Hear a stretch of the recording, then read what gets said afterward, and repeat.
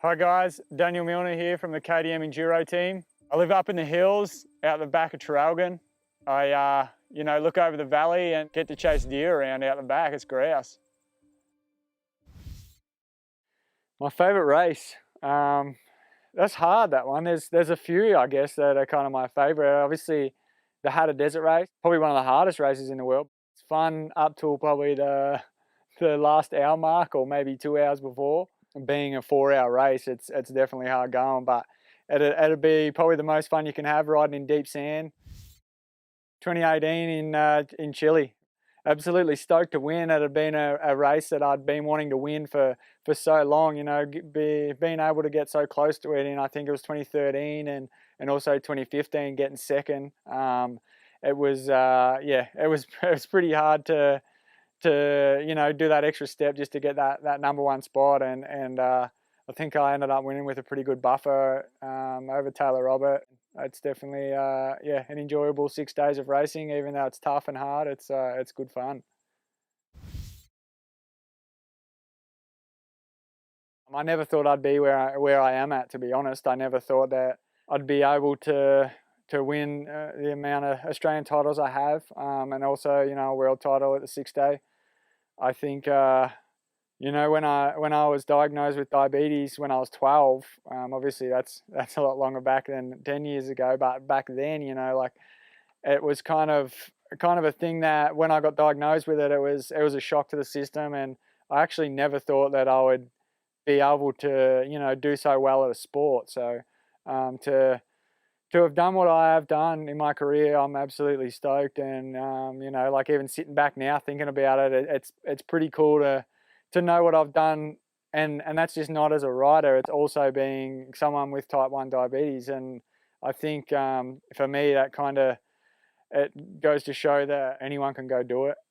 People at home, young kids that get diagnosed. I think that it's never going to stop you from chasing your dreams, and I've never let it stop me from chasing my dreams, that's for sure. And where will I see myself in 10 years? That's a good question.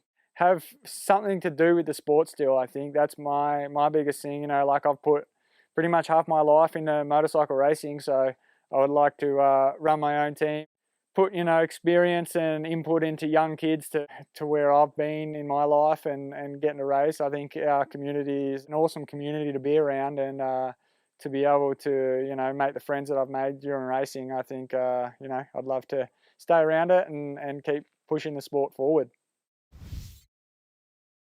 When I was racing the Victorian Off-Road Championship, it used to be a pretty big thing back when I was younger, and there was a guy there that I looked up to a lot named Blake Hoare, and he helped me a lot with my riding style and getting to where I've got to now, I feel. And he's a good dude. He was down to earth and very professional, which I tried to copy him as a younger fella. I mean, I think still now to this day, you still admire people, and you still look at how people go about stuff and what they've done and in their careers and stuff like that. And like Toby, he's definitely a professional, and that's a guy that I admire, and he's down to earth and a good bloke. I don't even have a favourite TV show. I don't think anyone should be watching TV. You just get dumber watching it. Favourite food, that's pretty simple, chocolate. I mean, I know when I retire I'm going to be fat, but and being a diabetic, obviously chocolate's not good for you, but a few more units of insulin, bit of chocolate, grouse. Ever think about being a father? Well, obviously, because I got a kid now. I mean, I didn't think being a father would be as awesome as it is, that's for sure.